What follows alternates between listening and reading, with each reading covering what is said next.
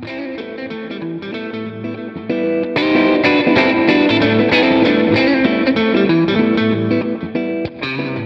everybody, my name is Lon Stroschein, former public company executive turned best-selling author, coach to elite performers, and self-declared lifestyle engineer. In 2022, I made a decision that changed everything for me. I left my job as a public company executive, and I left without a backup plan, without a resume, and without a Rolodex of clients. I left with a belief that the best days of my life were right in front of me, and that they weren't going to be lived where I was standing. Since that day, my mission has become to be a champion for the best decade of your life. This podcast is here to give you the tools, the stories, and the perspective you're going to need to finally make a bet on you. We're going to talk about the hard stuff here. The conversations here will be raw and real. There are no post-edits, no do-overs, and no limits. You'll hear stories from people just like you who've made the trade, and from those who are right there in the trenches, right where you are, still trying to figure out. If you're here, you're ready to be up to something. And if you're here, you're one decision away from a radically different life. Welcome to the Normal 40. I'm going to see all of you on the podcast.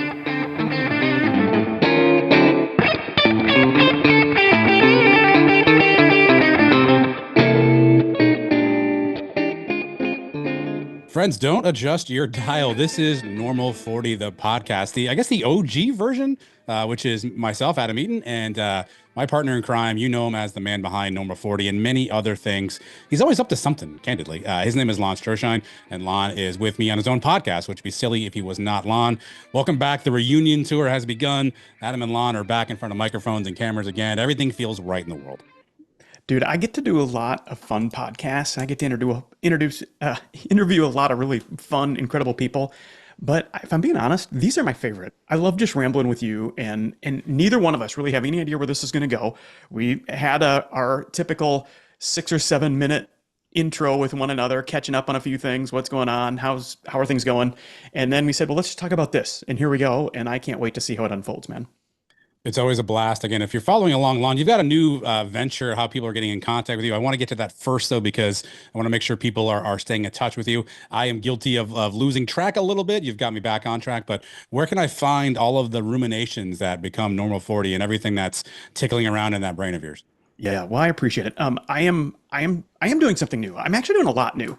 The one thing I do want to say is I'm going to continue to show up on LinkedIn just like I always have.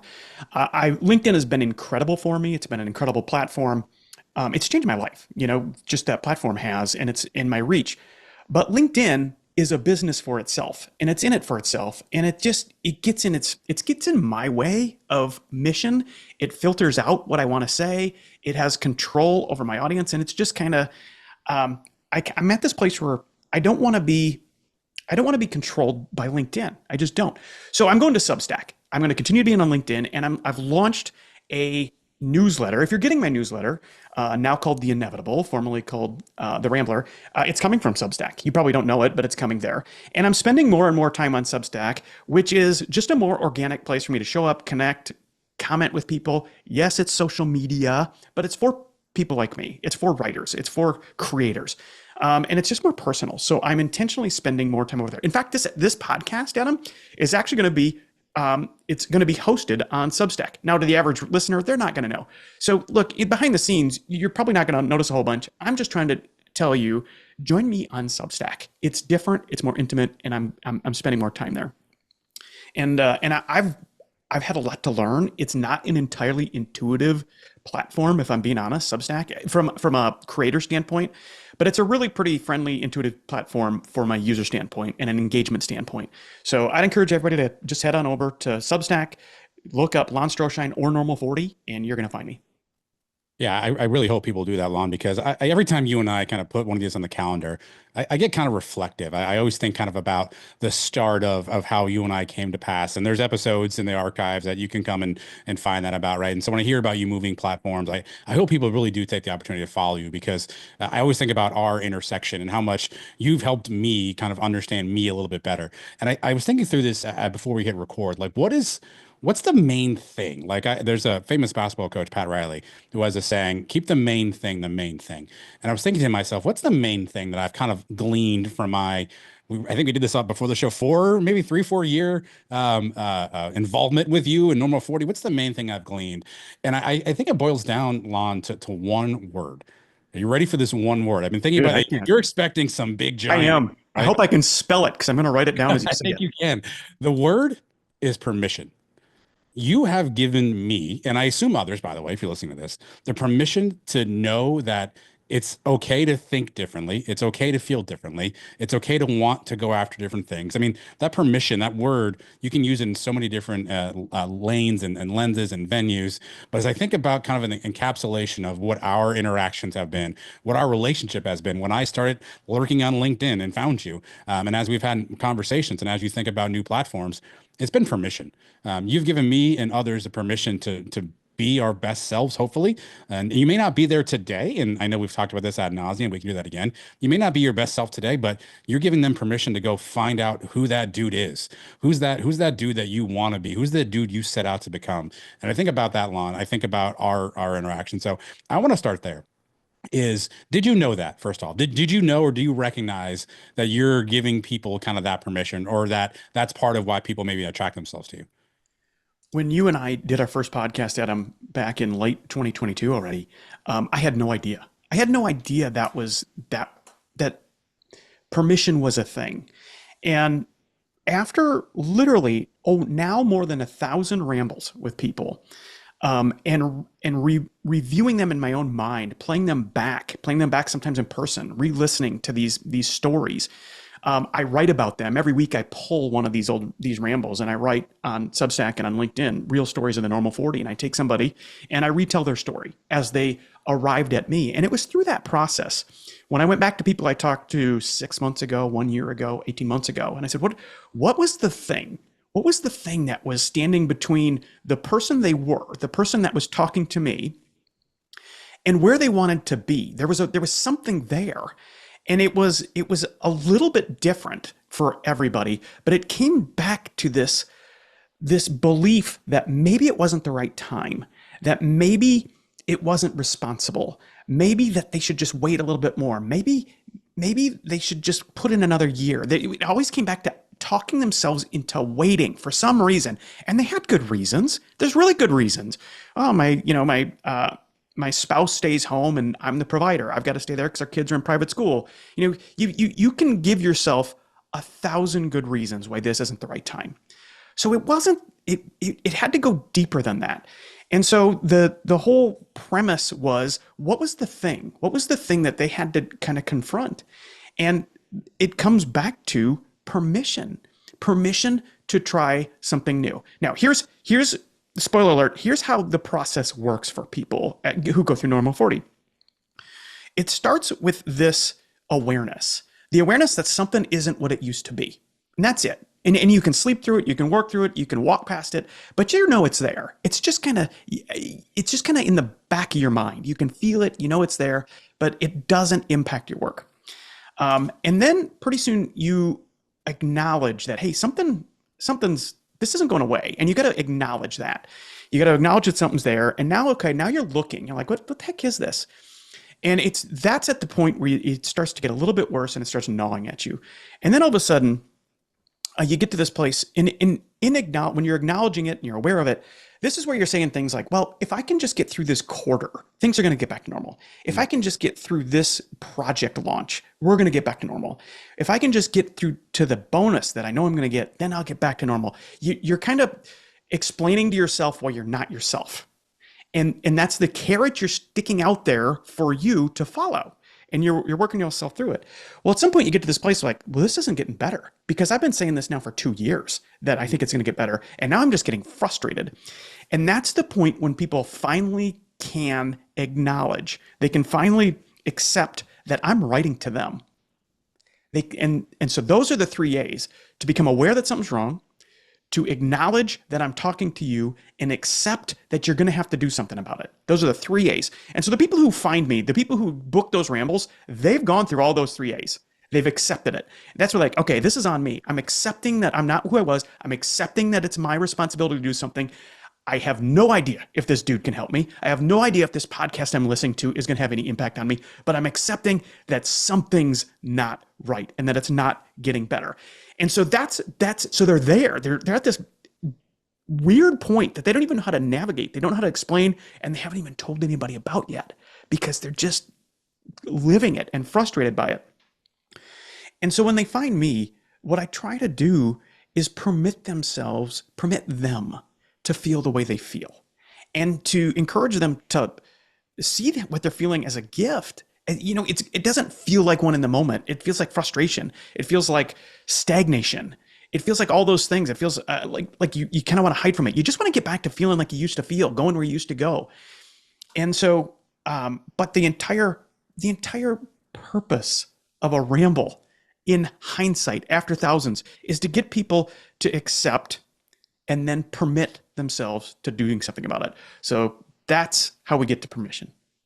Well, it's interesting, right? So, with all due respect to you, right? You say this a lot when we talk that you're a faceless, nameless internet guy, right? You always talk about some guy on the internet, right? That's kind of your kind of quippy tagline about yourself. So I'd imagine that, and I was in that shoes, right? I was in that boat where I was like, man, this guy's really interesting. Like, why does he keep talking to me? Like, why do I feel like I need to answer this, right?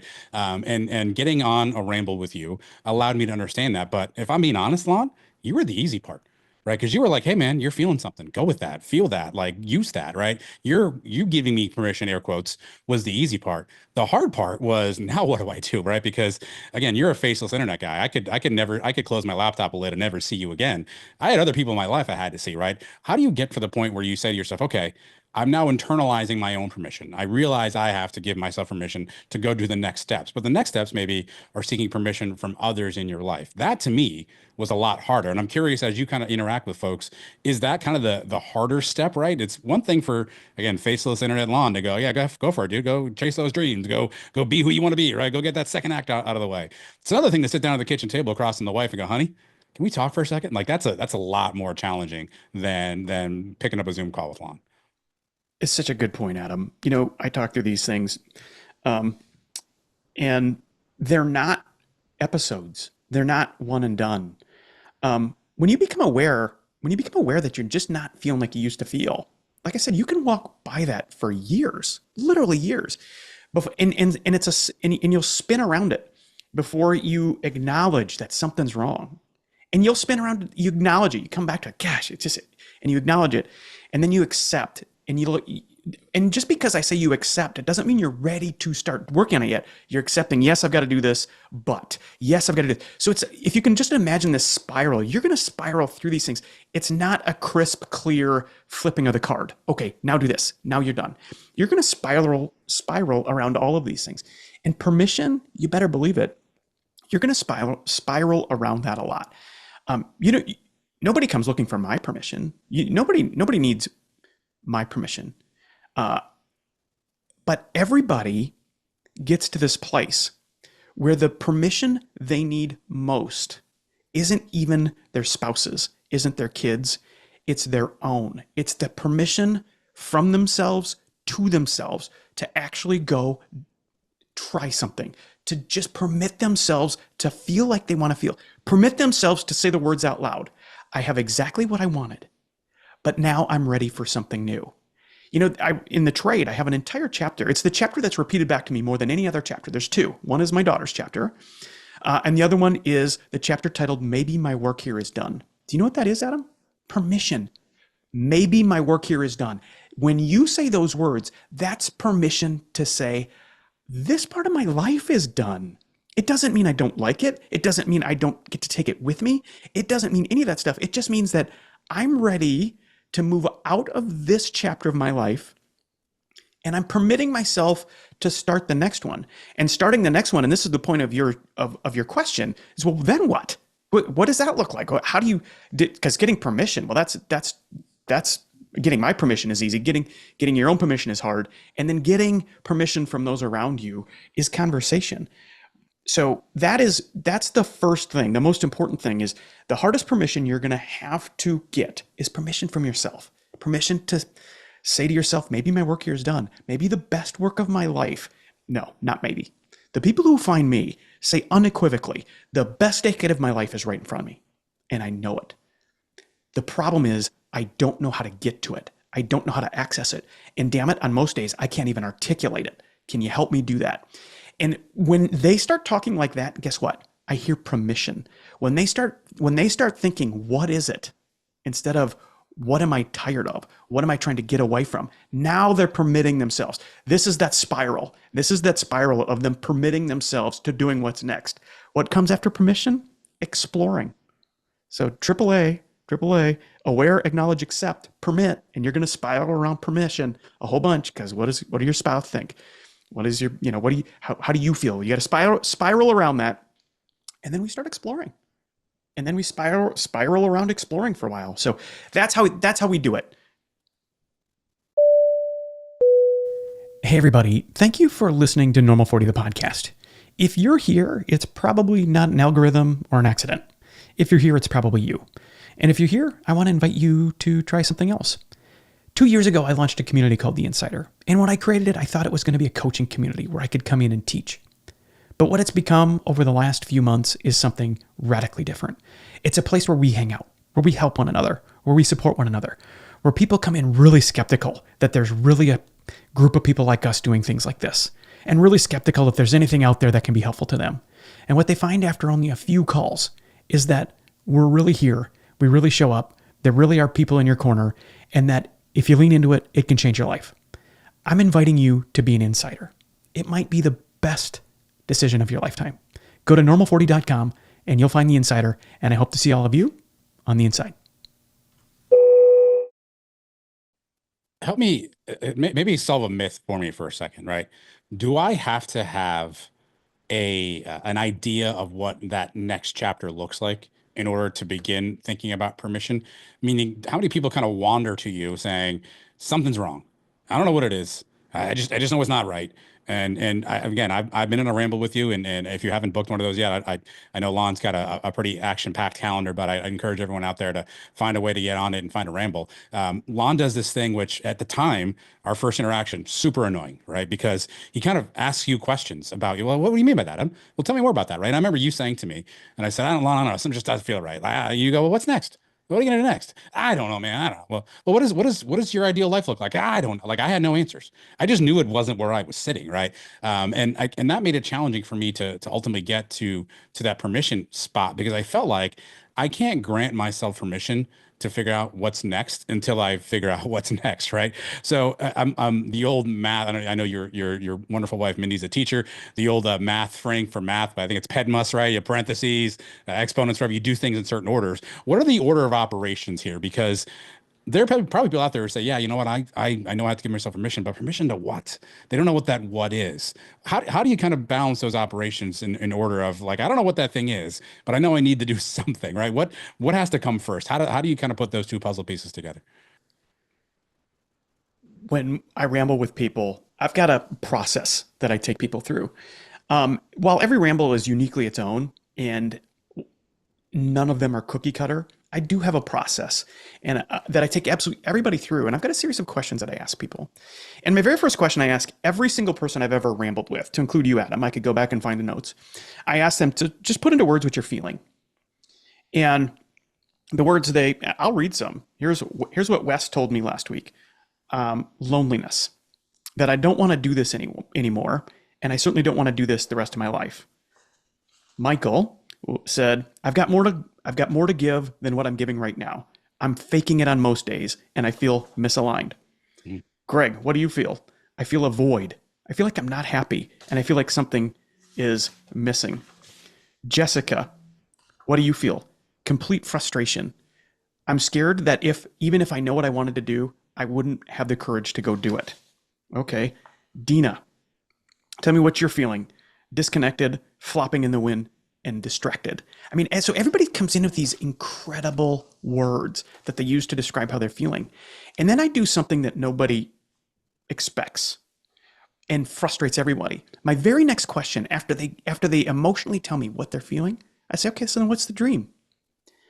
And 90+% of people give me this far off stare and say, I don't know.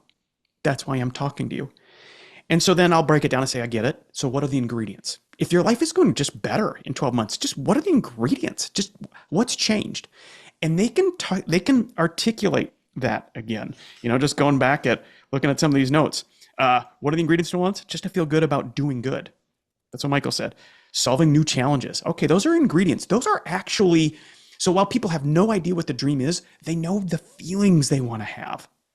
Do you understand the power in that? When you hear that for the first time, when you as the person who's frustrated, lost control, discontent, caged, all the things that they said they're feeling, and now you can articulate a future, there's incredible power in that. And so now let's get back to your question. How do you bridge that gap from I would trade what I've got, but I don't know what the hell I'm trading it for. I'm talking to some random dude on the internet who's in my head somehow, and I have no idea what I'm going to do, and somehow he thinks he's going to fix things for me. So here I am telling him what I'm feeling and confessing that I don't know what my dream is. all I all my I bridge that simply by getting them into the mindset of ingredients of the life they want. So if you say, well, what do you want to do? When you say, what's the dream? I ask that question intentionally, knowing they don't know. Nobody gets to me. Nobody says, oh, I found this dude. He's in my head. I've listened to his podcast. He had him say stuff that gets me going. I've read his book, whatever, however they find me. And then they go to my website. They book a free ramble. They wait weeks to get on a call with me. They show up. My rate, I don't know what the word I'm looking for here is, but my no-show rate is virtually zero. Everybody shows up. Everybody shows up after waiting 2 weeks for this very specific slot, and I get on the ramble, and I ask him that question, tell me what the dream is, because I know they don't know. And once they say, I don't know, now we can do the work. What are you feeling? Let's identify the problem. The problem is I'm not clear on what I want. Let's identify the ingredients of what you want. And just those three things, Adam, you can build from that in a hurry. And so anyway, I can give you the whole script for how I do it. But those three things, establishing those three things right up front. What are you feeling? Establishing you don't have clarity on what you want, but you do have clarity on what the ingredients are. And so that's how I start the process of, okay, we've got something to work with here. It's more than you thought. You've got more than you thought here. And these are your words. I just read back the words they tell me. And so let's start building from that. And then we go from there. All right, so the light bulb clicks on for these individuals, right? They go, "Oh my goodness, all right, that's something," right? So the light bulb clicks on. They start to kind of recognize this, and I'm going to try something I've never tried with you before. I'm going to ask a question a different way than I've ever asked you before, and I'll let you just run with this one. Ready? Yeah, dude. I'm like excited here. Permission without action is blank. Fill in the blank. Frustration. Pure frustration. When I ask people what they're feeling, it's the number one word. If I did of 1,000 rambles of 1,000 times asking that question, if I did a word chart, frustration comes up first. And it's this frustration. It's this frustration that's so understandable because the voice in your head is saying, you've got everything you wanted. I mean, this is what you wanted. This is what you chased. You decided when you're 18, 16, 22 that this is what you wanted and you got it. And now you don't want it anymore. And now it's hard to walk away from. And you don't know what you want instead. And your best life, the best work of your life is still in front of you. And you don't know how to live it. And nobody knows how you feel. And you've got this image of having it all put together and you don't. Dude, there is nothing more frustrating than that. It's anxiety at its core. It's pure anxiety.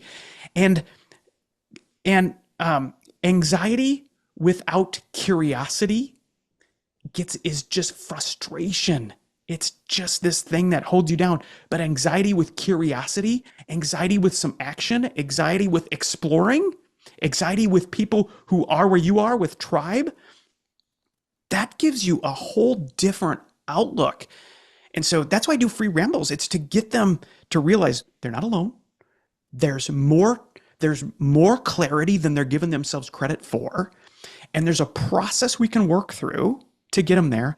And there's a community of people I talk to every single day just like them. And if they want to meet them, I will introduce them. And so that's the whole premise. I'm curious, when people find you and you're in this kind of initial phase, give me percentages of these two if you can. How many people come to you energized versus anxiety ridden? So when they're talking to you for the first time and they go, Lon, man, oof, I don't know what it is, dude. I just don't feel like myself lately. Something's up. Like, man, work is fine, but it's not doing it for me. I don't really. How many people come to you energized about, hey, man, I don't think I want to do this anymore versus Lon, I don't know what to do. I don't want to do this anymore. What's the ratio? What's the split there? I would say 75% would be embarrassed. They'd Oh, be frustrated. They're they're really skeptical. I mean, let's be honest. Who wouldn't be? I mean, I'm just literally. I bill myself as a dude from the internet. You know that. You helped me coin the term in a podcast like this. I'm just a dude from the internet, and they're skeptical of everything I do. They're hopeful, but they're skeptical. I'm like, what is it? What is a free call with some dude who maybe knows some of the words in my head gonna do? So they're really skeptical of what we're gonna accomplish here. And you know what? That's actually the biggest gift they could give me as a coach, as somebody who can help them navigate this. Because when you're skeptical, it's like, well, I'll tell you whatever you want because I don't think you can do anything. I don't think you can fix any of this. I think I'm the problem and you can't see through it. And so they come in, like I said, frustrated, discontented, caged, alone, fearful that they'll never make this trade to their best decade of their life, all those things. But 25% come in with some excitement. They come in with this optimism. They come in with this different energy. And these tend to be the people that I'm talking to the second time. So if somebody I talked to 6 months ago and they want to talk again 6 months later, or they join a community after doing something because they've gone through, we've done the ramble, we've given them some actions, they can take it or leave it. The advice is free. You can take it or leave it. I can't make anybody do anything and I don't get a vote. But the people who actually do something, they book another ramble 6 weeks, 6 months, or a year later, and they've got this different energy. It's like, hey, look, you're not going to believe this. I called this person, and here's what happened. I connected with this person, and here's what happened. I joined this community, and here's what happened. I volunteered at this organization that we talked about, and here's what happened. And they come back with this. Wait a minute. When I do stuff that's in alignment with what I want, with the life I want, because now I've articulated how I want to feel in the future, this whole new energy shows up. Yeah, that's it. Those are the people who show up slightly different. And like I said, that's about 25% of the people who show up. But even if it is the first time I've talked to them and they show up with optimism, it is because they're testing and exploring. They're doing something and they're feeling this new momentum for something that isn't even clear to them yet, but they're leaning into it. And it is so fun to sit next to those people and get a front row seat. I get a front row seat to the people who are changing their own lives and changing the lives of people around them. And it's absolutely fantastic. Well, let's get real for a second then, because I'm gonna have to hit people right in the real for a second, because I agree with everything you're talking about, right? All right, so I'm going through the progression. Okay, I'm this guy. I've got this problem. I talk to this other guy. He seems like he's giving me these things. Or hey, maybe he's right. I got to do something right. I'm committed to it. Then you're gonna go to that important person in your life, whoever that is. That it could be your spouse, could be your old college buddy, could be your boss at work, could be your next door, whoever that important person in your life is, right? At some point, we all kind of break down and say, I have to talk about this with somebody else. This internet dude's got me thinking, and who can I talk? Who can I bring this to? And you're going to find that person, whoever that person is in your life. No judgment either way. You're going to find that person. You're going to go, hey man, I got something. I think I'm not doing this, yada yada yada, right? And in my experience, I use two verbs whenever I refer to this, right? Some folks may remember the old cartoon, the character Eeyore, who was just very malaise and cloud over his head. Or if you want to do corporate speak, a lot of times the corporate speak word for this is an energy vampire, right? So somebody who just sucks the energy right out of it. So you're going to run up to your old college buddy, the person who knows you the best. You guys have done keg stands together, right? This person knows you better than anybody. And you go, man, you're not going to believe this. I have this thought. I think I'm going to do something different. And all of a sudden, this person just shoots it down. Why would you do that? You got everything you need. You know, your life is perfect. You've got the job. I wish I had your job. I wish I had your problems, right? We all meet that energy vampire. That Eeyore pops into our life. How often, A, do you kind of see that maybe happening? And B, what do you do to kind of work around that? Because I love to live in the Pollyanna world where I come up with this great idea and I go, hey, everybody gather around. Adam's going to do this thing. And everyone's like, great, Adam, we love it. Go for it, Tiger. But the reality of life, again, hitting people between the eyes, it's never that clean. It's never that easy. So what's one to do when the energy vampire emerges in their life and says, you know what, man, that's kind of dumb. You've got it made. Look at your house. Look at the job you have. I would kill to have that. What do you do when the energy vampire knocks on your door? Well, I'm going to tell you a story I've never told on this podcast before. I've never even told anyone before. But you just articulated something that happened to me. So in 2021, just for some background, I was a public company executive, and it wasn't and we hadn't transacted yet. It wasn't announced we were going to transact but it was in process. And as an insider, obviously I was working the deal. I knew there was things going on. And so I was out with a friend, like a very close friend, somebody I've known since college, did all the shenanigans with. And he and I were out, and I told him, look, I'm thinking about leaving my company. And I've got this thing I want to do on the side. And I don't know if it's going to happen or not. I didn't even give him any details. I mean, just so light on the details because I didn't really I mean, to the most people right now, they think like I left and I had this well-baked business plan. And as much as I wish that I could say, yeah, I knew exactly how this was going to unfold, it would be a lie. I had no freaking clue. I just knew that I was being called to something else. I knew I had this feeling in my gut and I had given myself permission before I used these words. But by the time I was talking to this individual, I had given myself permission to feel like what I was feeling and to start exploring something new. Okay. So I'm out with this guy and I tell him, and he's looking at me and he's smart and articulate and bright. And so I kind of wanted him to be excited for me. Don't we all? I wanted him to feel like I was feeling excited. I was becoming awakened. You talked about, you asked the question, who comes in kind of Eeyore and who comes in really excited? I was excited. I'd given myself permission and I was excited to go figure myself out, figure out who I was capable of being next. And this individual gave me the response I didn't expect in a million years, not from him. He looked at me and he said, "What are you talking about? We all look up to you here as the person who made it. We look up to you as the one who's got it figured out. We look up to you as the one who's got everything we would trade everything to have. You'd be crazy to leave. This doesn't even make sense. You shouldn't even think like this." And it just kept punching me in the face. And I'm sure I just gave him this stare of, what are you talking about? So it happens. It happens. It will happen to you when you talk to people. And it will come from the people you don't expect it to come from. I expect this dude to be like, dude, yeah, let's build something. I'm with you. And he wasn't. He wasn't at all. He's like, don't give up what you've got. Stay there. And so you're going to encounter those people. So what do is your question. You keep doing the work of what feels right next.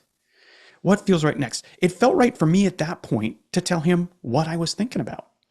And in hindsight, it does me no good to rethink it. It happened. But it takes iteration. It takes practice to tell people these things and to get feedback and to go through it anyway. Stay true to what I was feeling. It didn't, when he told me, yeah, I remember it clearly. Yes, it impacted me. Obviously, I can still remember exactly where we were standing. So I don't want to say it didn't matter and it didn't impact me, but at the same time, it didn't change where I was navigating to. It didn't change. It couldn't change how I was feeling. It couldn't interrupt the excitement I was having for who I was becoming. It just became this data point of, oh, wait a minute. Not everybody's going to be excited for me. Not everybody's going to be excited for you when you do it. Not everybody's going to understand when you do it. Not everybody is going to know how you feel. They're not going to understand your frustration. They're not going to know what you're dreaming about because it's happening to you. And that's where the permission, going all the way back to how we started this, the permission you need to give is to yourself to navigate that, give yourself permission to get the feedback like I got, like you're going to get, and to go through it anyway. I'm going to say one more thing. And this is becoming more and more apparent. And to anybody who's made the trade, to anybody who's navigated this, it's going to make perfect sense. To the people who haven't, to the people who are still, I'd trade what I've got. I don't know I'd trade it for. I still think this guy's might be might be gone tomorrow and just this, something that came and went. When you are going through this transforming from what was the best decade of your life in a great chapter, and it has been, into what will be the best decade of your life, to do the best work of your life. When you make that transition, your friends change. The people you need beside you change. The people you need to learn from change. The people you need to listen to change. The people you trust change. The advice you get changes.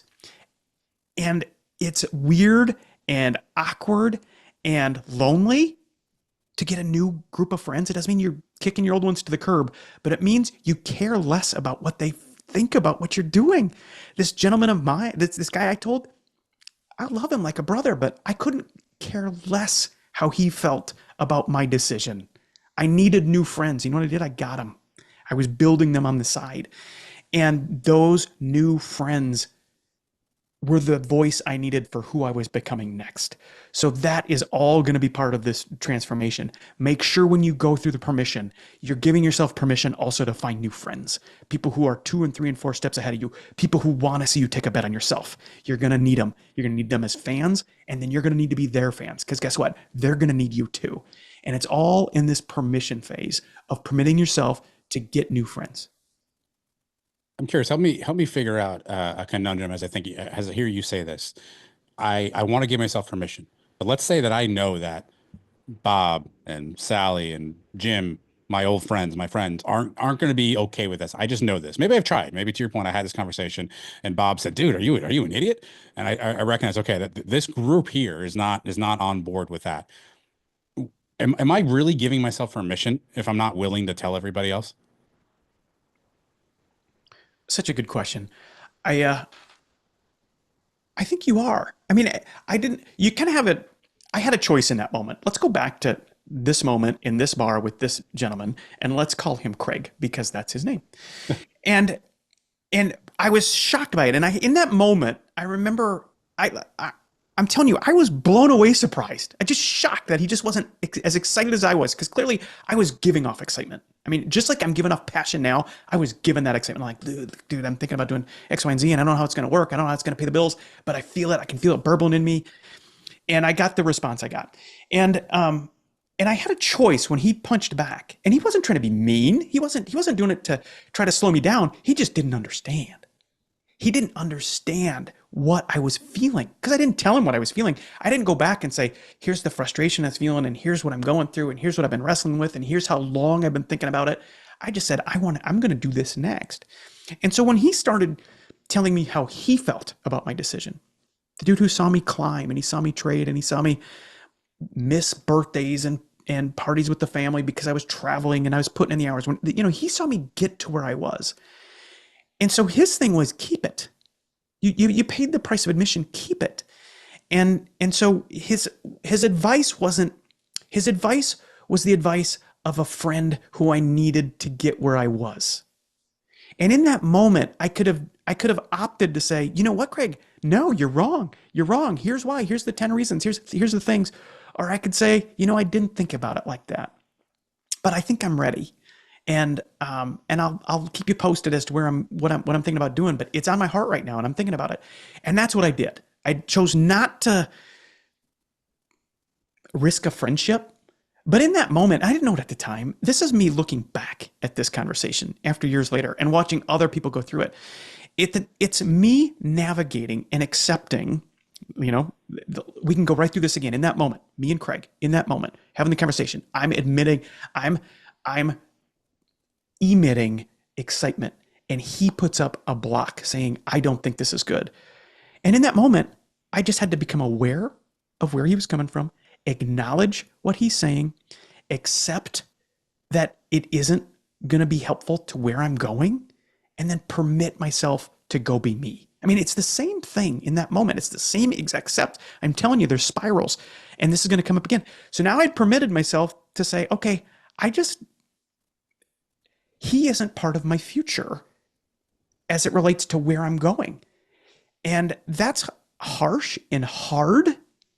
It doesn't mean I cut him off as a friend. We still talk, but he can't help me. He can't help me get to where I'm going next. I need new friends to do that. And it's frustrating and it's miserable. And I wish it wasn't the case, but I promise you it will be. And until you can kind of permit yourself to surround yourself with those people you're going to need next, you're going to find it hard to put those puzzle pieces together. The thing you articulated earlier, how do you get from where you are to that next puzzle piece? You've got to have a different tribe. There are people listening to this, Lon, who I feel like I have a duty to represent the listener, the viewer. And so I'll ask this question, not knowing the answer and hoping it's not as awkward as it may sound. But how is your relationship with Craig today? Are you all still in contact? How has maybe that grown or developed, or has it not grown and developed since that conversation? Man, he's still a dear friend. And every time I get a chance to connect, hang out, talk to him, I do. But it's it tends to be conversation that is fun and lighthearted and very therapeutic. Great memories of the past we share. And those are incredible friendships and dear, and I hope to have them forever. But they're different. I didn't get rid of the friendship at all. I still use it and rely on it and laugh like crazy with it. But I have different friends, different partners for where I'm going next, what I'm doing next. And because he's a friend, he asks and he's excited about where I'm going, and he'll have no idea. He probably won't even remember the conversation like I do. If to him it was just okay, well, he's mirroring something back to me, but it lasted with me, and it was this first time that I realized, wait a minute, the friends and relationships and partners and people that got me here might not be the ones who can get me there. And it doesn't make him bad. It doesn't make him useless. It doesn't mean anything negative. It just means now I have to find this new group. I have to find this new group. So it's a fantastic relationship. And he'll have no idea. Like I said, he might not even remember the conversation. It just had a big impact on me. Hey everyone, thank you once again for listening to Normal 40 the podcast. Look, there's a reason why this podcast is going to get downloaded thousands of times. And there's a reason why thousands of people show up to what I write and what we share. And there's a reason why hundreds of you join me on The Insider. The Insider is a community that I thought was going to be a place for me to show up and teach and coach. But what it's become is a fan base for people who are ready to get started. It's a place to connect to the people you're going to need for the best decade of your life. And it's the most affordable community, most valued community that I can offer. And I show up in there at least twice a month. And we do live events and have special guests. And I even record podcasts in there from time to time. So look, go to normal40.com, join the Insider, check it out for yourself, and do yourself a favor. Let's be up to something. All right, I'm going to get back to the podcast.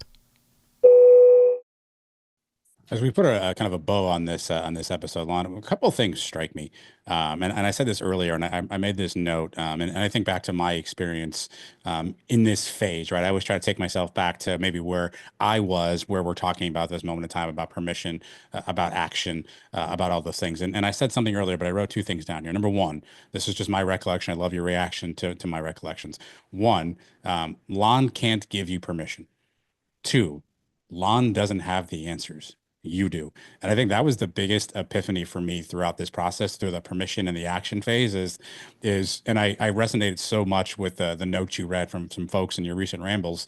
And I can put myself back in that chair where I was just hoping maybe there was just some random way that this guy on the internet, who I don't know, who seems to like taking pictures by trees, has an answer to my life that I don't have. Somehow, maybe this guy has the answer.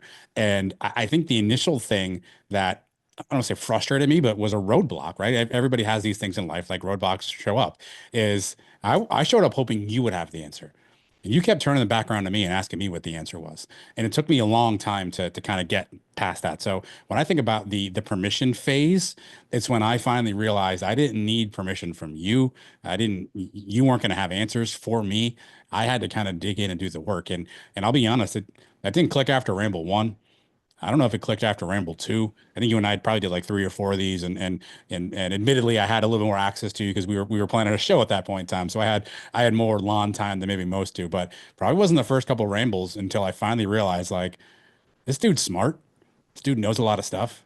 This dude doesn't have my answers. And I think once I realized that, I gave myself permission to realize that, and I don't want to say it this way and make it sound super melodramatic, but no one's coming to save me. No one's coming to save me or kind of pull me where I need to go. I need to push myself there.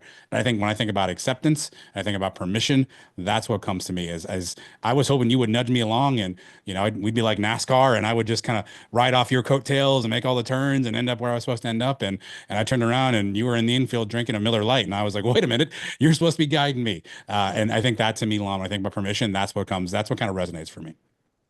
I think you've nailed it. And, I tell everybody on Rambles two things. I don't have, I don't know what you should do. And I also tell them, I don't care what you do. I don't get to care. I don't care if you stay at your job and grind it out, or you reinvent yourself in your job, or you quit and you do something else. I don't care. I don't get a vote. The only thing I care about is that you do the math and you know what you want. That's what I care about. I care that you know what you want and you don't settle. So I tell everybody, I don't get a vote. I don't get a vote in what you decide to do. And I don't have your answers, but I sure as shit have your questions. And I'm not going to let you off the hook. I'm going to needle you with questions that you have to answer, not for me. You can avoid them for me. You can vote them all you want, but I'm going to ask them. But if you answer them for yourself, guess what? You don't need my vote anyway. You're going to know exactly what you want and you'll have done the math.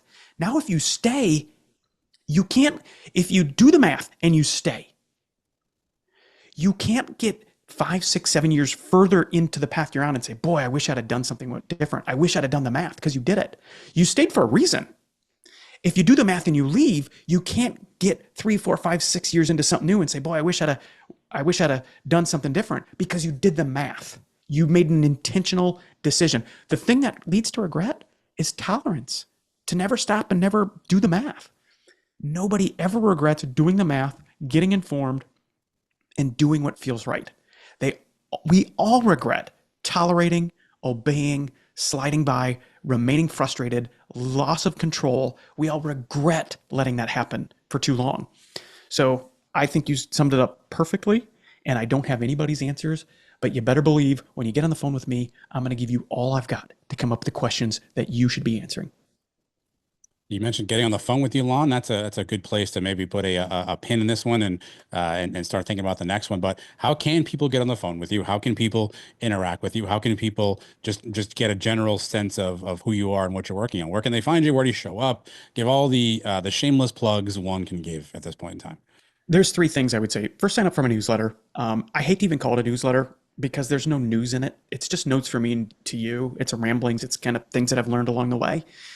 The second thing is you can book a free ramble. You can book a paid ramble too if you want. If you need to talk to me this week, you're probably going to have to pay for it. A lot of people do that. If you're willing to wait a few weeks, book a free one. I'll be there. If you book it, I will be there.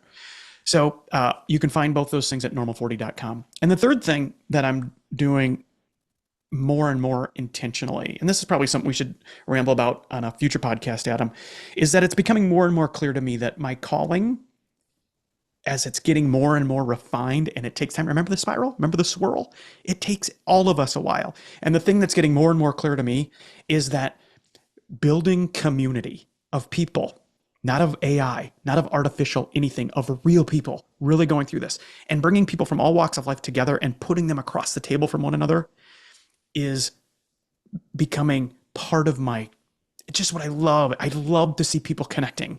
I love to bring people together and watch connections happen. Real connections where real people show up and really help one another. I've got people in my insider community who are literally building businesses together. People who could have never met if they wouldn't have accepted, acknowledged, accept, acknowledge, permit, and acted. They acted by joining the insider, and their lives are changed. So that's the third thing. Join the insider. It's $25 that will change your life. It's so ridiculously underpriced. The price is going up, by the way. I don't know when this pod is coming out. It might be more expensive now, but it's still going to be the most affordable thing that you can do. And it's going to connect you with me at least 2 times a month, face to face. So join the insider. Well, Lon, I appreciate you letting me ride in the sidecar as we drove down the Normal 40 highway. Again, this has been another episode of Normal 40, the podcast. Make sure you find us any and everywhere you get your podcast. Do us a favor, hit subscribe, hit like, give us a review. Also find us on YouTube as well if you want to check out some good videos. Lon combed his hair today. I did not, so you'll notice that if you're watching this on video. But again, until next time, everybody, be up to something.